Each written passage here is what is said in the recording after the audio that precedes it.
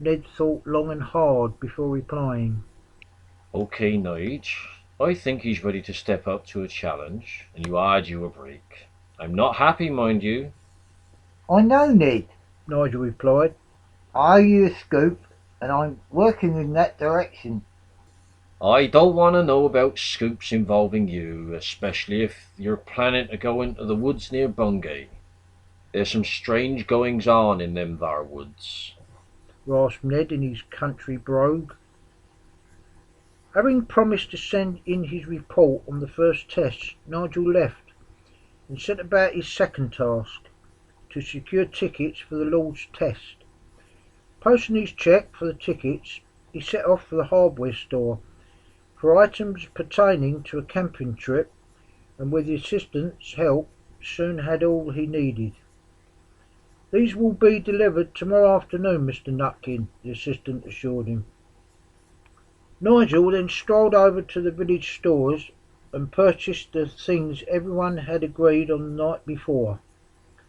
When walking back to his car, a shiver went down his spine, and he pondered a moment.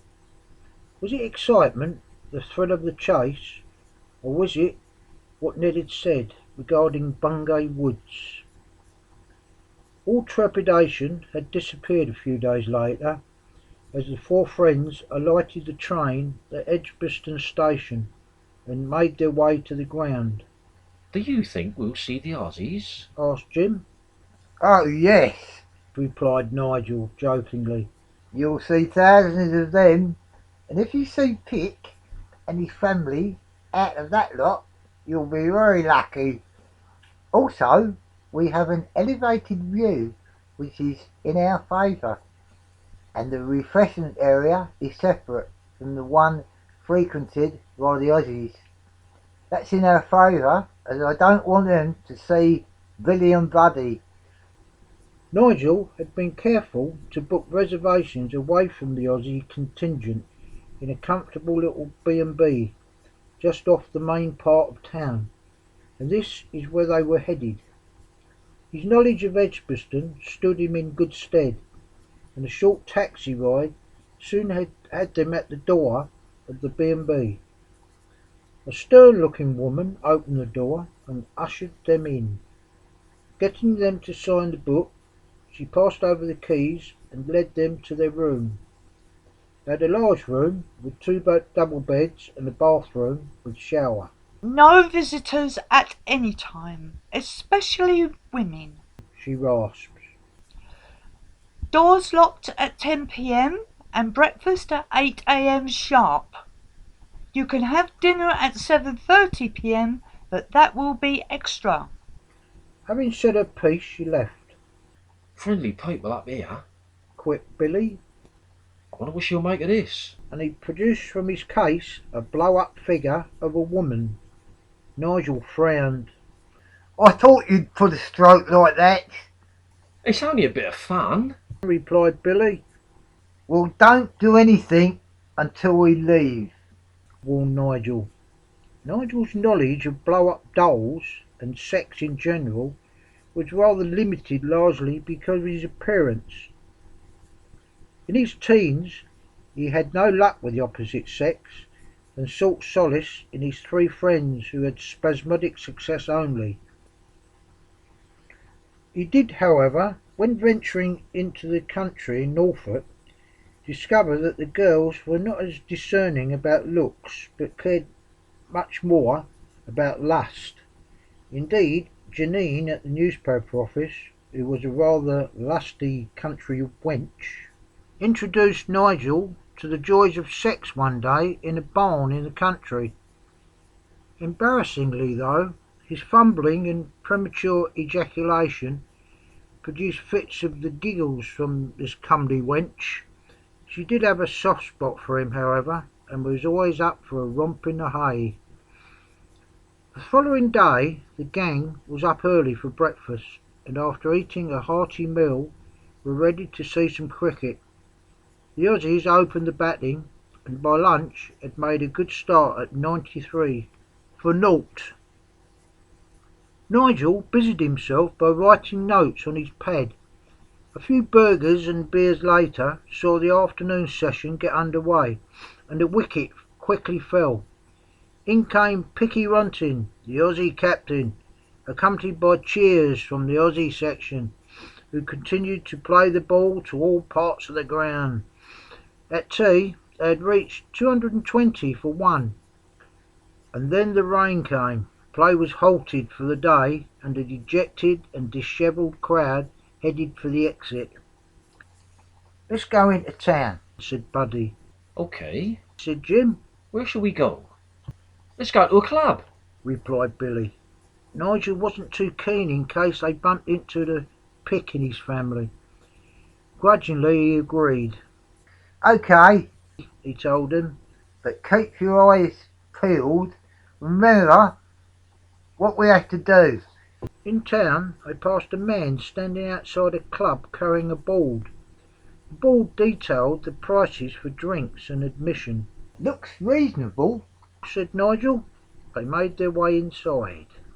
Descending some steps, they made their way to the front and sat about 3 rows back from the stage.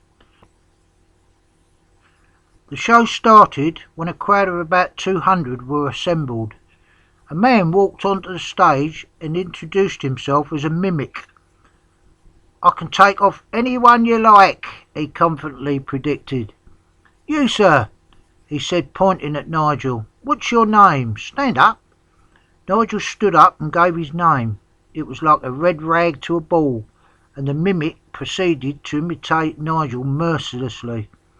With the crowd laughing at him being ridiculed, Nigel felt his face going red, and he got more and more agitated as the act went on. Suddenly he sprang from his seat and leapt up onto the stage, and out of nowhere a giant of a man picked him up and manhandled him towards the exit. Now normally Jim would have stepped in at this point, but even his small brain told him there would be no victory here this night. Instead he pushed the twins towards the exit, and all four ended up in the street. What did you do that for? Shouted Billy. I was getting into that. I don't know what came over me, Stammered Nigel. "I'm sorry. I'm going back to the hotel." Nigel and faithful Jim went back while Billy and Buddy went into a bar. They just made it back in time before the door was locked and all met upstairs. Nigel made his apologies again, and they turned in for the night after watching a film on the TV, a 14-inch model. The following morning dark clouds greeted the crowds as they entered the ground, and a feeling of foreboding spread over the assembled fans. The clouds lifted to cheers of relief, and the sun finally poked its head out. 2 wickets quickly fell, but the captain was still there and reached his century by lunch. In the afternoon 3 more wickets fell, but Ronting was still guiding the ship. It was then that it happened. The steepling ball tempted him to hook awkwardly, and he was caught out. The Aussies cheered their leader off, having made 183, and by tea Australia were 387 for 7. After tea a wicket fell, and a determined Lot Ski pushed the score past 420 before he fell LBW. The last wicket fell 18 runs later, and the Aussies were 445 all out as play ended for the day. Back at the B&B, the 4 friends were met in the hallway by a stern-looking landlady, holding out above her head the blow-up dolly. "This was found in your room," she roared. "Where was it found?" asked Buddy. "in the wardrobe by the maid." Came the reply. "What is she doing poking around in there?" Postured Nigel.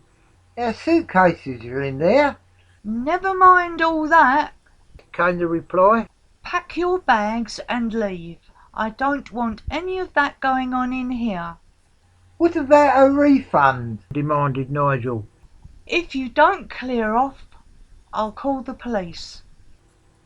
Not wanting to cause a fuss, the group went upstairs and packed. Walking into the dining room, Billy picked up a few pies and some cake and put them into a carrier bag. Something for the trip home, boys, He said, closing the front door. What a disaster. Moaned Nigel on the train heading home. I'd have to catch up now on the TV and send in a second-hand report. I don't like doing that. Can't be helped, Nige. Replied Jim, munching on a meat pie.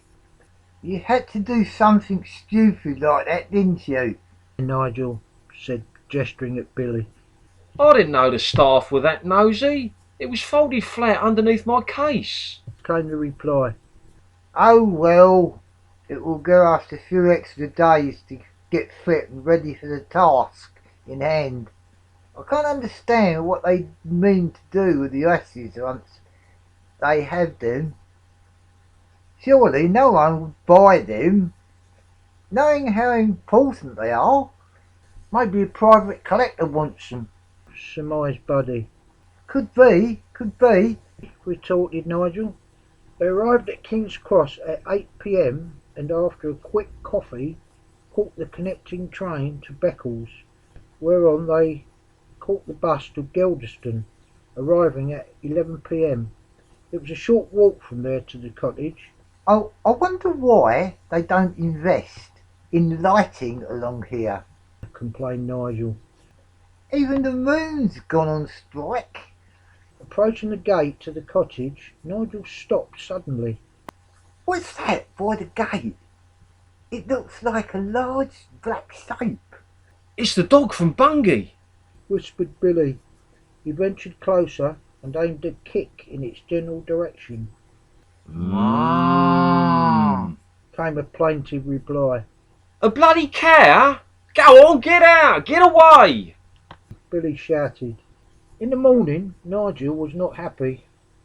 Where's Jim? Asked Nigel in exasperation. I told him 9 a.m. and it's 10 past already. He went into the village to pick up some binoculars, replied Buddy. Here he comes now. Shouted Billy. What are you wearing? Asked Nigel as Jim sauntered up to the car. We're not going to the races. He warned as he studied Jim's attire. He was wearing a yellow short-sleeved shirt, shorts and trainers with binoculars slung over his shoulder. Look at what we are wearing.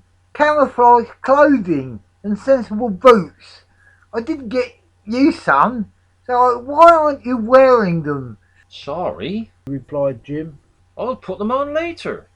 Look, before we set out, I must tell you all that this is a training camp designed to get us all fit.